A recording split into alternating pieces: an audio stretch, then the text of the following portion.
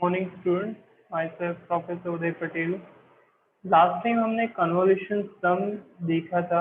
Okay, उसके अंदर हमने मेनली एक्स ऑफ एन का जो भी फॉर्मूला था, x of n is equal to summation k is equal to minus infinity to plus of infinity x of k delta n minus k तक derive कर लिया था।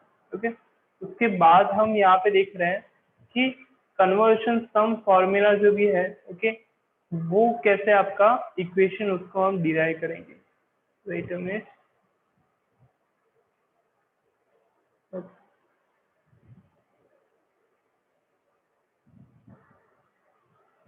ना, यहाँ पे जो भी कन्वर्शन सम फॉर्मूला है, ओके, तो ये काफी यूनिक और काफी पावरफुल टेक्निक उसको माना जाता है for analysis of linear time invariant system. Okay, और एक्स ऑफ एन ऑलरेडी हमने डिराइव कर लिया है, जो हमारे पास ये ऑलरेडी था। ठीक है, तो उसके ऊपर से कन्वर्शन सम फॉर्मूला हम कैसे निकालेंगे, ओके, वो हम देखेंगे।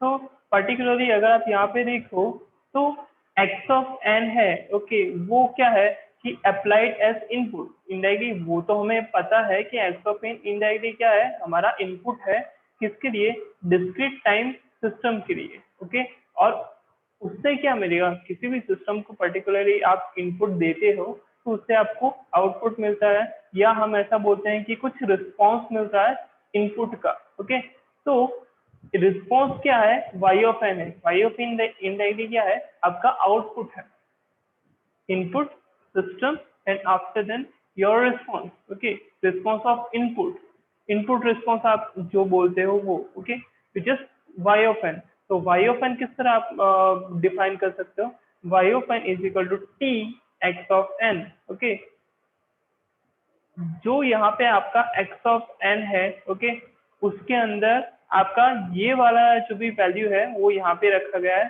Summation k is equal to minus of infinity to plus of infinity x of k delta n minus k. Okay, उसके बाद ये एक फिगर है जिसके अंदर हमें ये दिखाया गया है कि जो हमारा फॉर्मूला था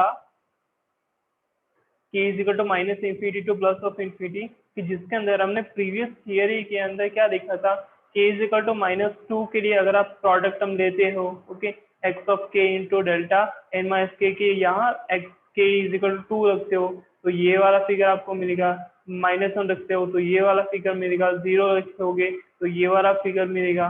ठीक है, आफ्टर देन वन लिखोगे तो माइनस टू मिलेगा। ओके, के इज इक्वल टू टू लिखोगे तो ये आपको मिलेगा। उसी तरह आप सभी का समेशन करते हो, okay, x of k delta n minus के का समेशन करते हो तो आपको ये मिलेगा। ठीक है, ये नंबर्स ऑफ आपके सैंपल्स मिलेंगे। तो ये तो हो गया। अब ये प्रीवियसली थियरी का था, एज वेल एज इस थियरी के अंदर भी ये कोरिलेटेड है, इसके लिए हमने ये दिखा है। After then if we go to the step number 2 of convolution sum formula, then जो भी हमारा फॉर्मूला है जिसके अंदर हमने y of n is equal to T x of n लिखा, जिसके अंदर x ऑफ n की वैल्यू लिखी, तो उसको यहाँ पे एक्सपांड किया गया, minus of infinity plus of infinity था ना लिमिट, इसके लिए ये वाला फॉर्मूला एक्सपांड हुआ है। ये ऑलरेडी हमने इतना तो हमारे पास ऑलरेडी था, प्रीवियसली जो भी थियरी था उसके अंदर ये इतना आपके पास अवेलेबल था। ठीक है, यहाँ तक हमने डिराइव किया था, सिर्फ इसको हमने y ऑफ n के आउटपुट के फॉर्म में डिफाइन किया है, ओके, लिखा है। अब सिस्टम क्या है, लीनियर है, तो उस हिसाब से आप क्या कर सकते हो, t वाला जो भी टर्म है वो आपका इसके लिए अप्लाई हो सकता है, ओके, सिमिलरली इसके लिए अप्लाई हो सकता है। तो हमने जो भी t है वो अंदर मल्टीप्लाई कर दिया है, तो ये आपका मिला। ओके, आफ्टर देन अगर हम लिनियरिटी प्रॉपर्टी को यूज करते हैं तो उस कंडीशन में आपका क्या होगा कि जो भी आपका मेनली y ऑफ n है वो इस तरह आपका ट्रांसफर हो जाएगा। ओके, यहाँ पे देखो t into x of minus three delta n plus T. Okay, तो यहाँ पे आप इसकी अगर लिनियरिटी प्रॉपर्टी यूज करते हो, ओके, तो उसका उस कंडीशन में आप सॉरी लीनियरिटी प्रॉपर्टी यानी यही है। ओके, उसके ऊपर आप स्केलिंग प्रॉपर्टी लीनियर सिस्टम के लिए अप्लाई करते हो तो क्या होगा, x minus three into T of delta n plus three, यहाँ पे आपका क्या होगा, x minus two into T of delta n plus two. Okay, उसी तरह ये आगे के टर्म्स लिखे गए हैं।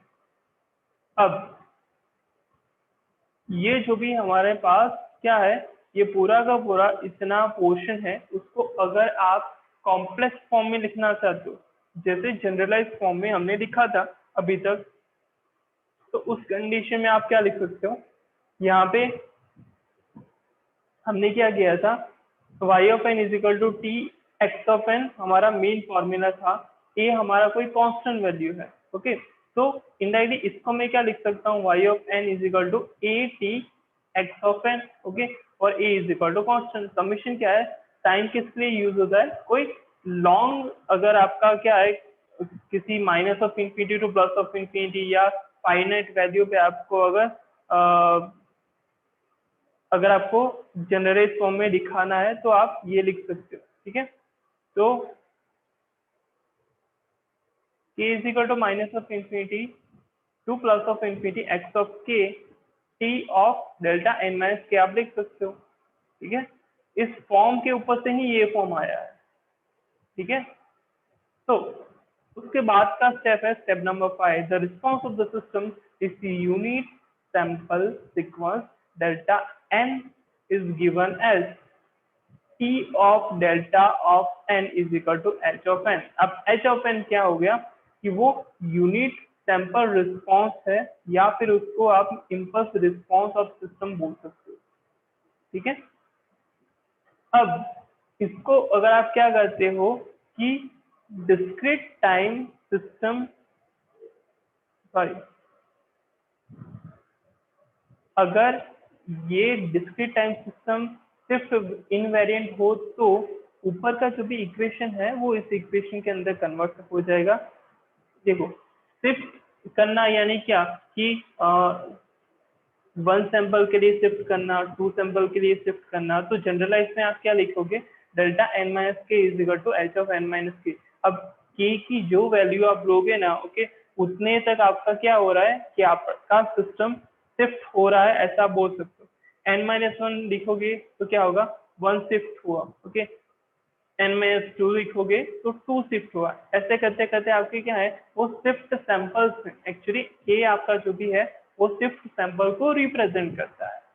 Okay, if your system is what कि शिफ्ट इनवेरिएंट सिस्टम हो तो। अब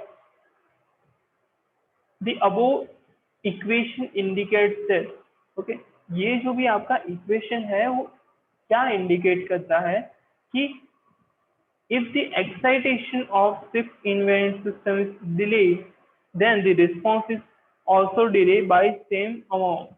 ओके, इसका कहने का मतलब क्या है वो समझो कि शिफ्ट इनवेरिएंट इंडायरेक्टली क्या है कि आपका डिले ही रिप्रेजेंट करता है। ओके, ये जितना आप k का वैल्यू इंक्रीज करते जाओगे उतना ही आपका सिस्टम क्या होता जाएगा, उतने पोर्शन के लिए डिले होता जाएगा। ठीक है,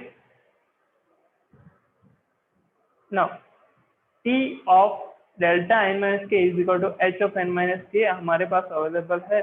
ओके, तो उसके ऊपर से जो भी हमारा y ऑफ n है, okay, k is equal to minus infinity plus of infinity x of k into h of n minus k आप लिख सकते हो।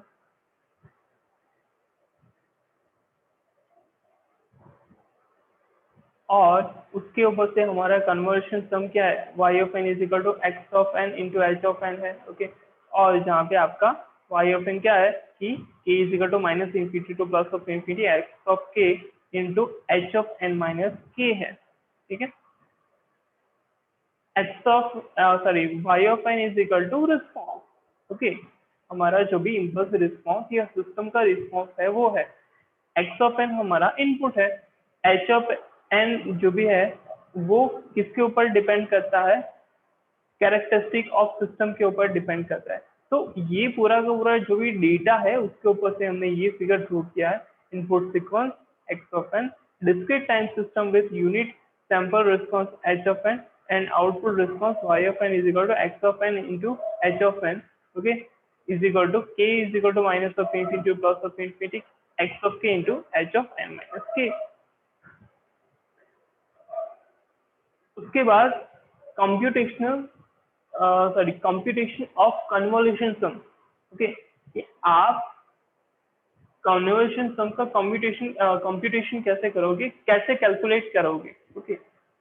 Now how to calculate y of n using linear convolution, okay, with n is equal to 0, okay. तो हमारा equation क्या बन जाएगा, यहाँ पे जहाँ पे y of n का y of n है, जहाँ पे n की वैल्यू है वहाँ पे आप 0 लिखो तो क्या बनेगा, y of 0 is equal to k is equal to minus of infinity to plus of infinity x of k h of 0 minus k, okay. तो ये हमारा इक्वेशन बन गया. Here x of k and h of minus k are multiplied on sample to sample basis, okay. वो काफी ज्यादा ध्यान में आपको रखना पड़ेगा कि जनरलाइज फॉर्म में तो है, लेकिन वो सैंपल टू सैंपल आपका क्या होगा, वो मल्टीप्लाई होगा, तो उस हिसाब से आपका चेंजेस आएंगे, ओके. लाइक y of 0 अगर यहाँ पे क्या मान लो कि minus of 2 to plus of 2 के लिए है, तो सैंपल क्या होगा, -2, -1, 0, 1 एंड 2. हर एक के लिए आपका क्या होगा, सभी का मल्टीप्लिकेशन डिफरेंट होगा. Observe that basically h of minus k is folded sequence of h of k, okay. वो ऑब्वियसली हमको पता है कि चलो अगर a of k होता या कोई भी मान लो कि वो माइनस में आपका डिनोट होता है, वो फोल्डेड सीक्वेंस है, ठीक है. यानी ये इसका फोल्डेड सीक्वेंस क्या है, ये है, okay. Similarly with n is equal to 1, okay, अगर आप n इज इक्वल टू 1 लिखोगे तो ये फॉर्म में आपका मान लो क्या बोलते हैं वो होगा, ओके. और इसको आप क्या लिख सकते हो, h ऑफ माइनस के minus of in bracket of k minus 1 भी लिख सकते हो, ओके. तो ये इस तरह लिखा गया है. Here again x of k and h of minus of k minus 1 are multiplied on sample to sample basis, वो भी आपका sample to sample basis ही होगा, ठीक है. And added to give the y of 1, okay. अगर minus of infinity to plus of infinity के sample to sample multiplication को आप अरेंज करोगे इस फॉर्म में और उसका एडिशन करोगे तो आपको y of 1 मिलेगा, ओके.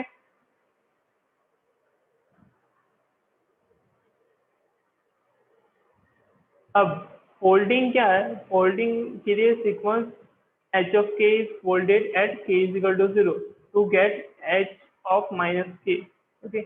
शिफ्टिंग के लिए h of minus k is shifted to depending upon the value of n in y of n, okay. Multiplication के लिए x of k and h of n minus k are then multiplied sample to sample basis, and summation the product sequence obtained by multiplication of x of k and h of n minus k is added to overall values of k to get the values of y of n. This operation will be more clear through this example, okay. जो भी ये example है वो किसके लिए है, convolution सम के example है, ठीक, ओके. तो आज हमने पढ़ा कि कन्वर्शन सम क्या है, कन्वर्शन सम फॉर्मूला क्या है, सॉरी आज हमने पढ़ा कि मेनली कन्वर्शन सम फॉर्मूला क्या है, कन्वर्शन सम क्या था, कि उसका कौन सा वो मेनली जनरलाइज फॉर्मूला था ये एक्स ऑफ एन का, ओके. उसके ऊपर से हमने वाई ऑफ एन जो भी हमारा रिस्पॉन्स है, ओके, उसका फॉर्मूला हमने डिराइव किया, ठीक है. तो इसके बेसिस पे हम जो भी एग्जांपल है वो नेक्स्ट लेक्चर के अंदर हम स्टडी करेंगे. बट कन्वर्शन सम इनडायरेक्टली देखो ना, ओके, तो वो सैंपल टू सैंपल बेसिस पे होता है, वो काफी ज्यादा इम्पोर्टेंट है. और जो भी लाइक मान लो कि जिस सैंपल पे आपको ये दिया गया होगा, ओके, उसका ही आपका क्या यहाँ पे आपको आंसर मिलेगा, ओके. ये थियरी के अंदर अगर आपको पता नहीं चला होगा तो आप इजीली जो भी है अब जब आप एग्जाम्पल पढ़ोगे, एग्जाम्पल करोगे, तो आपको क्लियर कट उसका आइडिया आ जाएगा। Okay, thank you so much.